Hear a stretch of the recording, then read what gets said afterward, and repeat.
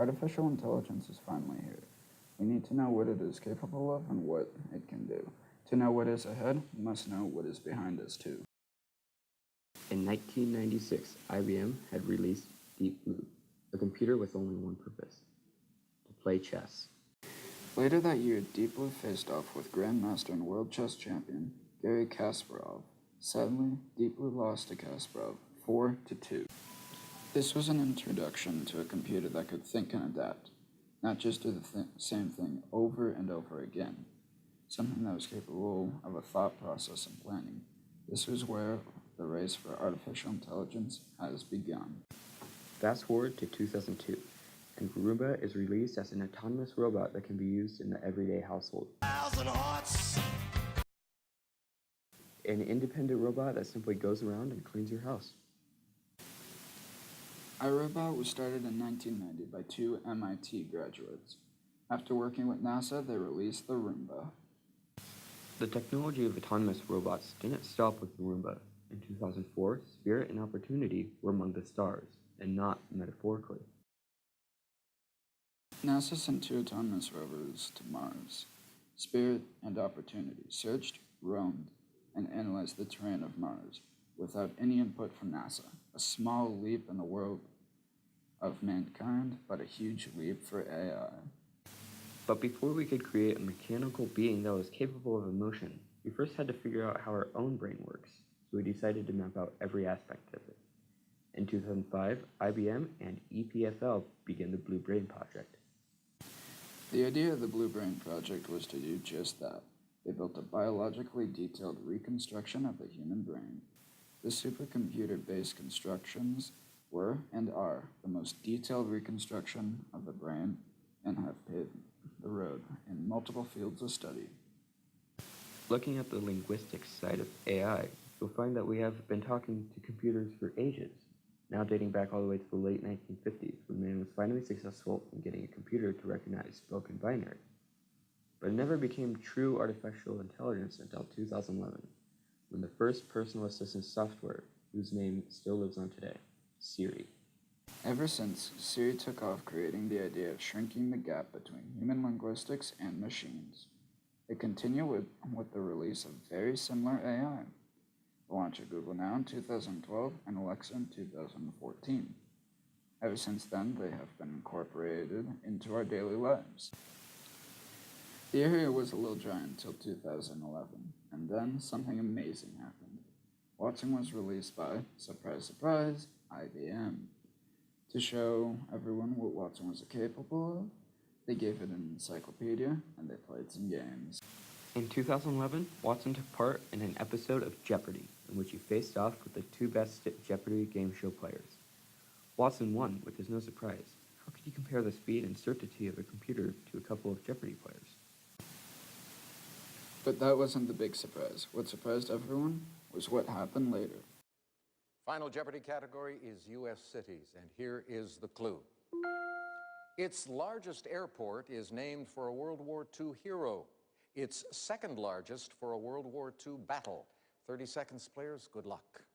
And the response was, what is Toronto? Watson answered a question wrong, but his response was belated and confused.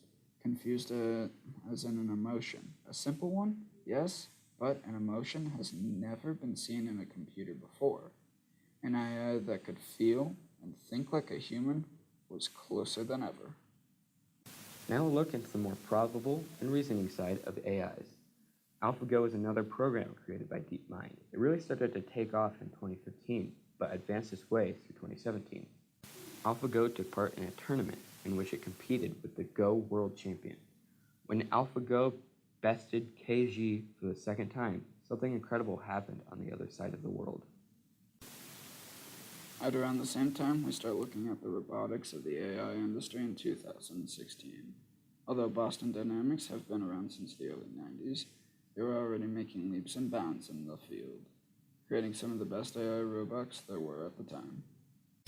They created a lot of astounding robots, like Cheetah, which runs like a big cat and has a running speed of over 29 miles per hour, which, to put in perspective, is faster than the 100-meter world champion sprinter Usain Bolt. Their greatest accomplishment was Atlas. It was the first of its kind, a machine that was able to walk on two legs and maintain its balance while going through even rough terrain, like mountains.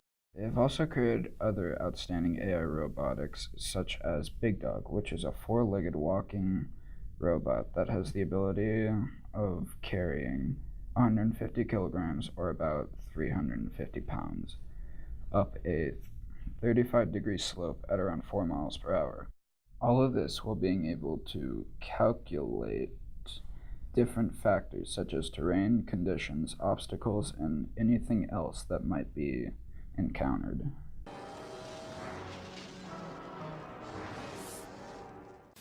But in all seriousness, this was an outstanding leap in the field of AI robotics. We are finally getting closer to having machines that were able to walk and move like us, which was probably one of the biggest breakthroughs in the industry that led us to where we are today. It was designed to function and do things like a human would. It was even given artificial hands in order to operate things that were meant for humans. We already knew that the military would jump right on this, which they did. But what if we could get computers to talk to each other, and not like the World Wide Web with user input, but actual conversations? Someone took 2 Google Homes and did just that. They put them together and let them have a little conversation, having them talk to each other. Sometimes their conversations were unimportant or hard to understand, and sometimes even a little bit concerning. In 2021, there was a conference of world leaders led by the UN. There, the course of science was going to change forever. They all came to a conclusion to start more scientific research in every field. They wanted to bring back the idea of pushing the human race to new levels. The next couple years were slow. There was a lot of improving in design and increased efficiency of some of the previous machines mentioned, but nothing extremely noteworthy in the world of AI. It seemed as if the industry was reaching its maximum potential.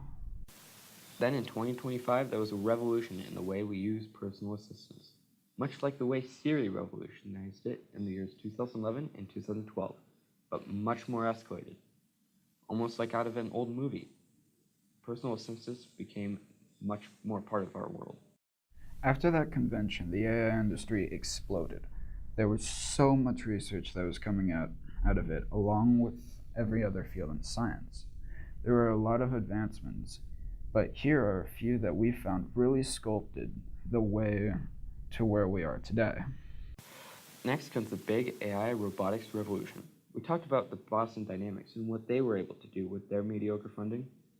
What do you think they were able to do with the funding that was being piled onto them afterwards? We were able to create an AI program that ran on every electronic you own, being able to help you out with everything you do and bring up mass amounts of information just by telling it to. It was like your own little helper in everything you did. The best part, it wasn't just for the filthy rich. Everyone was able to get their hands on it and incorporate it into their daily lives. The biggest problem was that they were not able to fix the power source, so it still needs to be connected to a power source to function. But here it is, the first metallic humanoid. It is not perfect, but it is almost there. It hasn't been adapted for advanced AI yet, but it's still very possible. Through 2025 to 2030, they nearly perfected the walking robot. They were able to take the machinery it required for motor skills and standing upward, and the computer it took to do all of this, and make it into the size about a human, maybe a little bigger. Then, in 2028, we perfected the self-driving car. Cars were able to get to a destination without any worry. They could sense the entire surrounded road, do lane changes, stop at lights, understand what signs meant. In the next couple of years, things started really looking up. Because of the increased use of AI for tasks, all government passed laws that denied companies the ability to use them for the base of their workforce. We know that even though the drop in work was bliss, we still need a purpose. Otherwise, why did we do all this? Life became so much more enjoyable for the majority of the population. We no longer had to spend our time on the trivial but necessary tasks that we never wanted to do. AI and robotics gave us the free time that we so desperately needed and wanted. It is the year 2037, and we are giving a presentation to a room full of people. where 99% of the research was done for us by an AI. We have reached a balance in the use of AI and human power. The advancements we have made have tied all together. We are almost at the threshold of science. We could have thinking, feeling artificial humanoids. But should we? We have looked to the past. Now we must look to the future. What will happen and what we could do? The big question is, should we? Should we go on with it? But imagine a world where time is not an issue. We can find terrorists in seconds, cure the world of diseases, find more renewable energy sources, find other worlds and actually travel there. They would be able to do the most dangerous tasks. Chances of error and calculations are almost non-existent. The possibilities are nearly endless. But there is always the possible opposite effect. We could in fact be creating our own destroyers. The problem and benefit with AI is that they think for themselves. They would be 100% superior to us in every way. They could turn on us and consider us non-superior species. But we all must figure out together what we will do with the power we possess and the potential technology we will have in the future. We have looked to the past, and we have glanced at the future with possibilities. What will we do in the present? With endless possibilities, what will we do and what could we do? Could we bring a utopia or destruction as we know it? The choice is ours. Do we continue or barricade the possibilities?